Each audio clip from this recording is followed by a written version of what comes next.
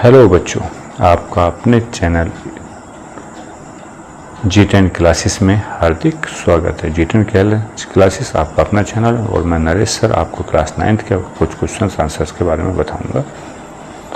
चलिए आज सबसे पहले हम बात करते हैं जो क्वेश्चंस आपके लिए बहुत इंपॉर्टेंट होने वाले हैं, जैसे नाज़ी सोच के खास पहलू कौन कौन से थे। आपका इतिहास का चैप्टर 3 का प्रश्न है। नाज़ी सोच यानी कि हिटलर के बारे में हम बात करें। नाज़ी को नाज़ी भी कहा जाता है, तो नाज़ी सोच के खास पहलू कौन कौन से थे इस बारे में बात करते हैं। चलिए करते हैं शुरू। नाज़ी का मतलब होता है नाजी। नाज़ी का मीनिंग क्या है? नाजी। नाजी सोच के खास पहलू क्या थे? जैसे कि आपने बताया था, नाजी कौन था? हिटलर। जब हिटलर जर्मनी का सम्राट बन गया था तो उसने क्या सोचा था कि वो नाजी था। नाजियों की दृष्टि में देश को सर्वोपरि मानता था। सबसे पहला पॉइंट हो जाता है नाजियों की दृष्टि में देश सर्वोपरि है। देश सर्वोपरि हो गया तो जितनी भी लोगों की शक्तियाँ वो सब देश में निहित होनी चाहिए। उसका कहना था जो भी शक्तियाँ हैं वो देश में निहित होनी चाहिए। उनका कहना था कि लोग देश के लिए है, ना कि देश लोग के लिए है। तो सबसे पहला पॉइंट आपका हो जाता है नाजियों की दृष्टि में देश सर्वोपरि है, सभी शक्तियां देश में निहित है और देश लोग देश के लिए है, न कि देश लोगों के लिए है। एक बार फिर सुन लेंगे। नाजियों की दृष्टि में देश सर्वोपरि है और सभी शक्तियां देश में निहित होनी चाहिए। लोग देश के लिए है, ना कि देश लोगों के लिए है। तो ऐसा उनका मानना था। उनका दूसरा पहलू क्या था कि जो नाजी दल था जर्मनी को अन्य सभी देशों से श्रेष्ठ मानता था। नाजी दल क्या कहता था? वो जर्मनी को अन्य सभी देशों से श्रेष्ठ मानता था और पूरे विश्व पर जर्मनी का प्रभाव जमाना चाहता था। इसका कारण वर्साई की संधि भी था। वर्साई की संधि में नाजियों के साथ तथा जर्मनी के साथ बहुत ज़्यादा अपमानजनक व्यवहार किया गया था। इसलिए अब ये पूरे विश्व से नफरत करते थे और पूरे विश्व पर जर्मनी का प्रभाव जमाना चाहते थे। अगला पॉइंट है, इसने यहूदियों के प्रति घृणा का प्रचार किया। किसके प्रति किया? यहूदियों के प्रति, क्योंकि इनका मानना था केवल नाजी ही सबसे श्रेष्ठ है। ये नाजी को ही सबसे श्रेष्ठ मानते थे, लेकिन उन्होंने घृणा का प्रचार शुरू कर दिया। इनका मानना पड़ा, यह मानना था इनके जर्मनी में जो भी आर्थिक विपत्ता हुई है उसके लिए यही लोग जिम्मेदार थे, तो इसलिए ये लोग यहूदियों से घृणा करते थे। ठीक है, इसी का नंबर 4 पॉइंट है, नाजियों ने युद्ध की सराहना की और बल प्रयोग का यशोगान भी किया। यानी कि वो युद्ध की सराहना करते थे। उनका मानना था कि जिसके पास ताकत है उसी को जीने का अधिकार है। चलिए नंबर 5 का पॉइंट आता है, सभी प्रकार के दल के निर्माण और विपक्ष का दमन। ये क्या करते थे? कोई भी किसी तरह के दल का निर्माण नहीं कर पाएगा। विपक्ष में जो भी कोई इनके विरोध में खड़ा होता था उसका दमन किया जाता था। उदारवाद अर्थात स्वतंत्रतावादी, समाजवादी या कम्युनिस्ट विचारधाराओं के उन्मूलन के पक्षधर थे। ये केवल एक ही बातों को मानते थे कि जो नाजियों के बारे में बात करेगा वही इनका अपना है, अदरवाइज हर सब इनके विपक्षी होगा। विपक्षी का उन्मूलन किया जाता था, उनको दबाया जाता था। अगला पॉइंट, प्रश्न नंबर 6, जर्मनी के साम्राज्य विस्तार और उन्होंने जितने भी उपनिवेशों को जीतने पर ध्यान केंद्रित, उन उपनिवेशों पर को जीतने पर ध्यान केंद्रित किया गया जो वर्साई की संधि के दौरान उनसे छीन लिए गए थे। अर्थात क्या चाहता था? जर्मनी साम्राज्य विस्तार करना चाहता था, साम्राज्य विस्तार करना चाहता था और उन उपनिवेशों को जीतना चाहता था जो वर्साई की संधि के दौरान इनसे छीन लिए गए थे। अगला पॉइंट है, नाजी सोच सभी प्रकार की संसदीय संस्थाओं अर्थात जो लोकतंत्र संस्थाएं होती थी लोकतंत्र को समाप्त करने के पक्ष में थी और केवल एक ही नेता के शासन में विश्वास रखती थी। और वह नेता कौन था? वह नेता था हिटलर। हिटलर का पूरा नाम क्या था? आप मुझे कमेंट में पास करेंगे। अगला पॉइंट है, ये लोग शुद्ध जर्मन अर्थात शुद्ध जर्मन को थे नाजी और स्वस्थ नार्डिक आर्यों, ये नाजियों को आर्य समझते थे। तो नार्डिक आर्यों के नस्लवादी राष्ट्र का सपना देखते थे और उन सभी का खात्मा चाहते थे जिन्हें वे अवांछित मानते थे। जो इनसे अलग होते थे उन सभी को फिनिश करना चाहते थे। ये थे खास पहलू किसके? नाजियों के। चलिए अगला प्रश्न देखते हैं, नाजियों ने जनता पर नियंत्रण स्थापित करने के लिए कौन कौन से तरीके अपनाए? तो यहाँ पे प्रश्न आता है हमारा, नाजियों ने जनता पर नियंत्रण स्थापित करने के लिए कौन कौन से तरीके अपनाए? आपने नाजियों की सोच तो देख ली थी, उसी सोच को पूरा करने के लिए उन्होंने जनता पर नियंत्रण करना आवश्यक था, तो उसके लिए कौन कौन से तरीके अपनाए थे। तो देखिए, हिटलर ने 1933 में जर्मनी का तानाशाह बनने के बाद, अर्थात हिटलर जर्मनी का तानाशाह कब बना था? 1933 में। तो तानाशाह जब बन गया तो शासन के समस्त शक्तियों पर उसका अधिकार हो गया। हम कह सकते हैं कि जब हिटलर जर्मनी का तानाशाह बना तो उसने समस्त शक्तियों पर अधिकार कर लिया। उसने एक शक्तिशाली केंद्रीय सरकार का गठन किया। क्या किया? एक केंद्रीय सरकार का गठन किया और लोकतांत्रिक विचारों को, यानी कि जो भी लोकतांत्रिक विचार थे उसको हाशिए पर डाल दिया था, लोकतांत्रिक विचारों को समाप्त कर दिया। उसने अभिव्यक्ति की स्वतंत्रता पर पूर्णतः प्रतिबंध लगा दिया, यानी कि अब किसी भी व्यक्ति को अपने विचार प्रस्तुत करने का अधिकार नहीं था, किसी को कोई दल बनाने का अधिकार नहीं था, नाजियों के खिलाफ बोलने का अधिकार नहीं था और किसी को उदारवादी विचारों पर भी विचार विमर्श करने का अधिकार नहीं था। तो नाजियों ने जनता पर नियंत्रण स्थापित करने के लिए कौन कौन से तरीके अपने, उसमें से कुछ नीचे दिए गए हैं। जैसे नंबर 1 है विशेष निगरानी और सुरक्षा दस्तों का गठन, यानी कि जो हिटलर थे उन्होंने लोगों के ऊपर विशेष निगरानी का बंदोबस्त किया। विशेष निगरानी करने के लिए कुछ सिपाही तो चाहिए, तो उन्होंने क्या किया? देखिए, अभी पूरे समाज को नाजियों के हिसाब से नियंत्रित और व्यवस्थित करने के लिए विशेष निगरानी और सुरक्षा दस्ते गठित कर दिए। तो आपको हेडिंग से बन गया इसका नाम। पूरे समाज को क्या, नाजियों के हिसाब से ही नियंत्रित और व्यवस्थित करने के लिए विशेष निगरानी और सुरक्षा दस्ते गठित कर दिए गए। जो पहले से मौजूद थे, हरी वर्दीधारी पुलिस और स्टॉर्म ट्रूपर्स, यानी कि ऐसे के अलावा अब इन्होंने कुछ और भी कर दिया। जो पहले से पुलिस मौजूद थी उसके अलावा एक नया गुप्तचर विभाग रखा, इसको कहते हैं गेस्टापो। पूछा जाता है गेस्टापो कौन थे? गेस्टापो जर्मनी के गुप्तचर राज्य पुलिस थी। किसने नियुक्त की थी? हिटलर के द्वारा इसका गठन किया गया था। गुप्तचर राज्य पुलिस थी गेस्टापो।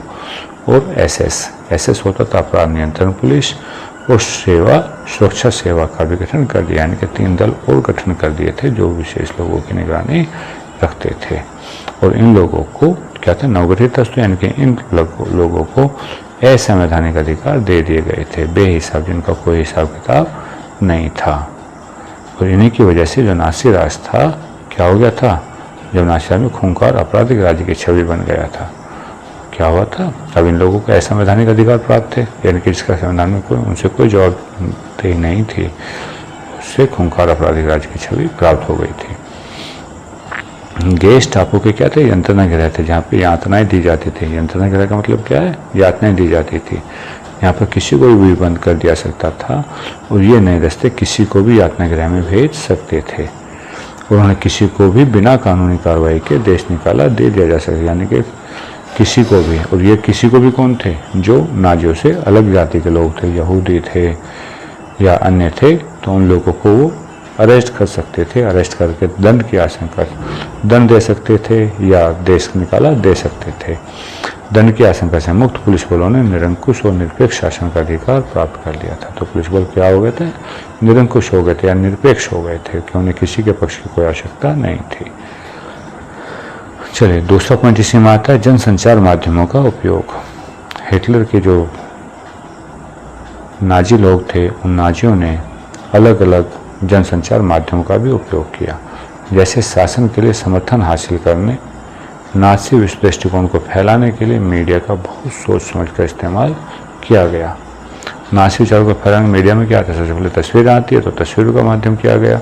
फिल्मों, रेडियो, पोस्टरों, आकर्षक नारों और इश्तिहारी पर्चों का भी खूब सारा लिया गया। इनका उन्होंने अपने प्रचार करने में कोई कमी नहीं छोड़ी। जिससे लोग रैलियों में प्रचार करते हैं, ऐसे उन्होंने भी अपने अपने पोस्टर बनवाए, उन पोस्टर पर नारे लिखवाए, जिससे लोग उनको पढ़ते थे।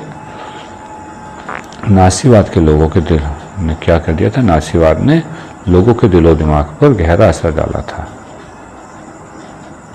उनकी भावनाओं को भड़काकर उनके गुस्से पर क्या किया? उनकी भावनाओं को भड़काया और उनके गुस्से और नफरत को अवांछितों पर केंद्रित कर दिया। अवांछित कौन थे? जो नाजियों से अलग थे, जो नादिक आर्यों से अलग जाति के लोग थे, वो सब अवांछित थे। और इस अभियान से नास्तिकवाद का सामाजिक आधार पैदा हुआ। क्या हो गया? जैसे जातिवाद होता है, ऐसे सामाजिक आधार पर नास्तिकवाद होने लगा था। चलिए, अगला पॉइंट है अग्नि अध्यादेश। अग्नि अध्यादेश से क्या समझ? अग्नि अध्यादेश का मतलब है कि सत्ता प्राप्ति के पश्चात अग्नि अध्यादेश के जरिए अभिव्यक्ति, प्रेस, सभा करने की आज़ादी जैसे जो नागरिक अधिकार थे इन्हें अनिश्चित काल के लिए स्थगित कर दिया गया था, अर्थात उनके सारे अधिकार छीन लिए गए थे। अगला पॉइंट, कम्युनिस्टों का दमन। तो ज़्यादातर जो कम्युनिस्ट थे उन्हें भी रातों रात कंसंट्रेशन कैंपों में बंद कर दिया गया था। कंसंट्रेशन कैंप क्या थे? यातना गृह थे, उन्हें वहाँ पर बंद कर दिया गया था, जिससे कोई भी इनके खिलाफ आवाज़ ना उठा सके। और क्या किया था हिटलर ने? राजनीतिक दलों पर प्रतिबंध लगा दिया था। नंबर 5 क्या होगा? राजनीतिक दलों पर प्रतिबंध लगा दिया था। नाज़ी दल के अतिरिक्त जितने भी दल थे या कुछ यूनियंस थी जहाँ पे लोग संगठन बना सकते थे, उन सबको प्रतिबंधित कर दिया गया था। समझ में आ रहा है? अच्छा, अगला पॉइंट है प्रश्न नंबर 6, युंग फोक। युंग फोक एक ऐसा संगठन था कि युंग फोक क्या है? कैसा संगठन था?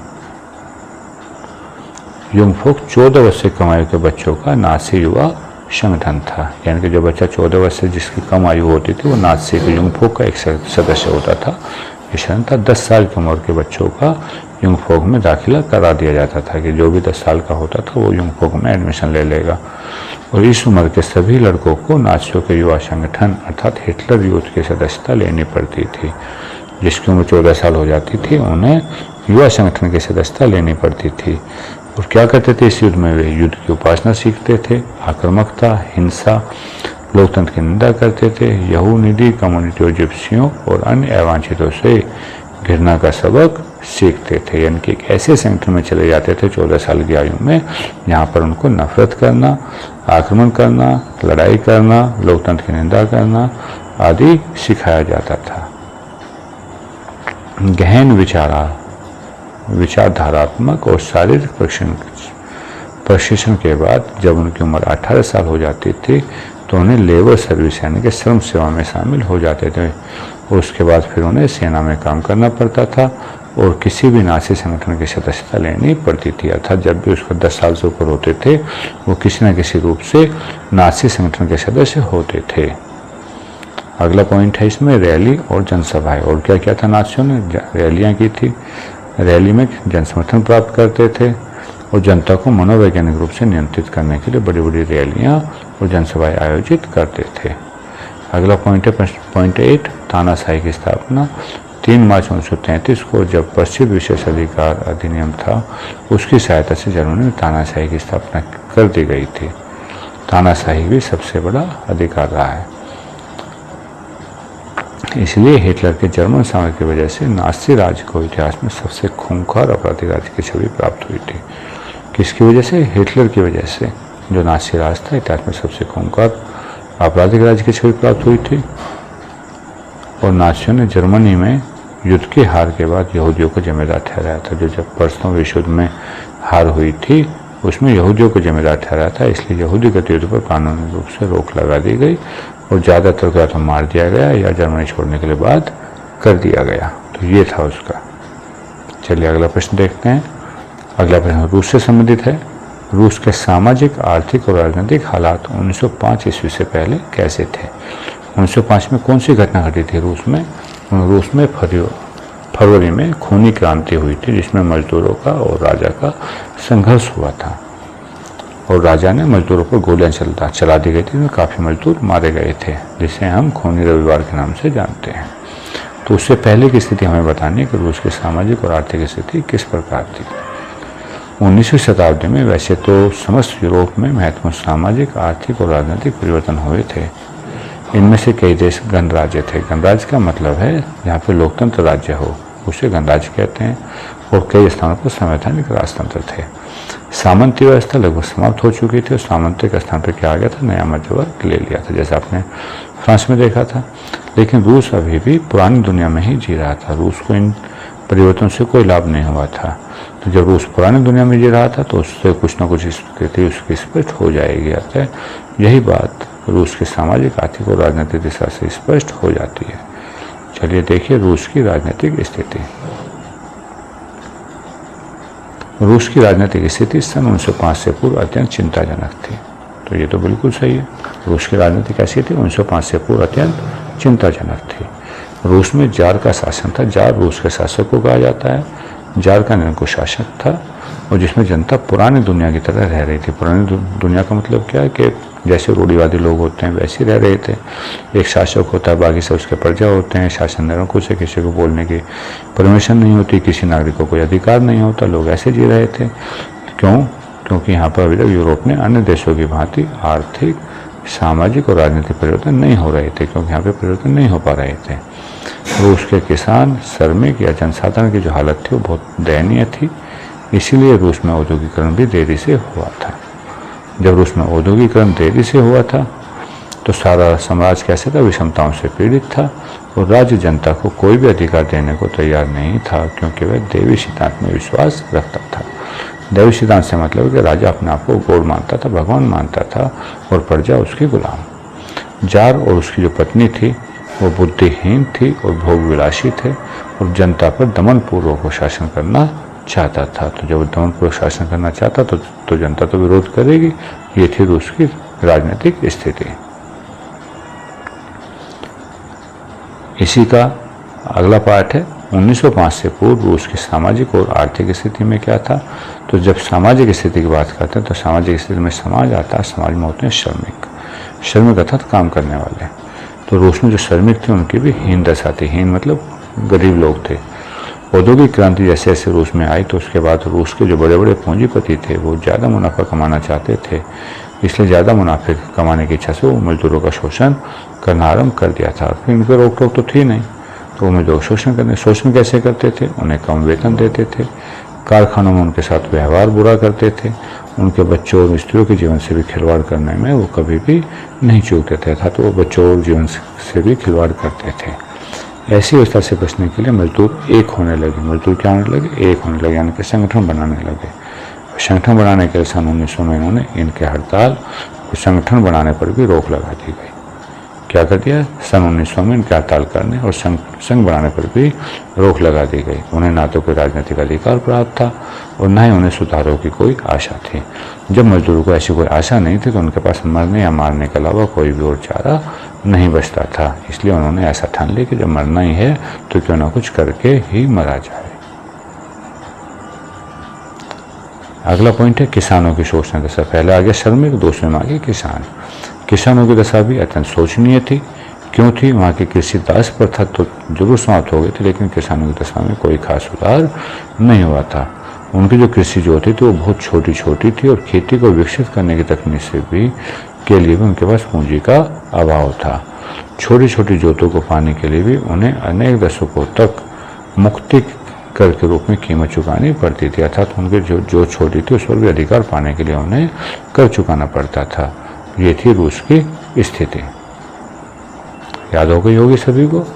अगला प्रश्न है आपका, निम्नलिखित के बारे में संक्षेप में लिखिए। चलिए बात करते हैं कुलक की। कुलक कौन थे? कुलक सोवियत संघ के धनी किसान थे। जिन किसानों के पास पैसे थे सोवियत रूस के, उन किसानों को कुलक कहा जाता था। और जब किसी का सामूहिकीकरण कार्यक्रम आया, सामूहिकीकरण के कार्यक्रम में क्या, जिसकी जो जोत होती थी उन सभी जोतों को एक साथ कर दिया जाता था, बाकी सब लोग उसमें काम करते थे। तो जब स्टालिन आए थे, रूस में क्रांति हो चुकी थी, स्टालिन का अंत कर दिया था।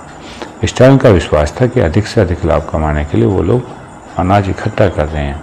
जब वो अनाज को स्टोर कर रहे हैं तो अनाज तो क्या होता है, बाकी जो रूस के नगर हैं या बाकी जो रूस की जनता है वो उन्हें अनाज प्राप्त नहीं हो पा रहा है।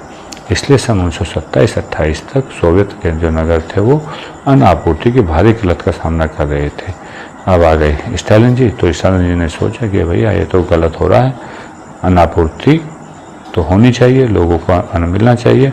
तो उन्होंने ये जो कुलक थे, धनी किसान थे, इनके घरों पर छापे मारे और उनके अनाज के भंडारों को जब्त कर लिया गया। उसके बाद जो स्टालिन कौन थे? मार्क्सवादी थे। इनके अनुसार जो कुलक गरीब किसान वर्ग के शत्रु थे। वो मानते थे कि जो गरीब किसान लोग हैं और जो अमीर किसान है वो उनके शत्रु हैं, तो उनकी मुनाफाखोरी की इच्छा से उन्हें खाने की किल्लत हो गई है। तो इसलिए स्टालिन ने इन कुल को अंत करने के लिए क्या कर दिया कि सामूहिकीकरण कार्यक्रम चलाया, कि कृषि का सामूहिकीकरण कार्यक्रम चलाएंगे तो सरकार को बड़े नियंत्रण पर खेतों की स्थापना करनी पड़ी। इसमें क्या थे, जितनी छोटी छोटी जोती और जो बड़ी जोतों सबको एक साथ कर दिया गया कि खेती सब लोग एक साथ करेंगे। यही सामूहिकीकरण था। इसमें जो कुलक लोग थे इनका नाश हो गया था, ये समाप्त हो गए थे। अगला प्रश्न है ड्यूमा। ड्यूमा से आप क्या समझते हैं? ड्यूमा रूस की राष्ट्रीय संसद या राष्ट्रीय सभा या संसद कहा जाता है। ड्यूमा को क्या कहते थे? रूस की राष्ट्रीय सभा या संसद।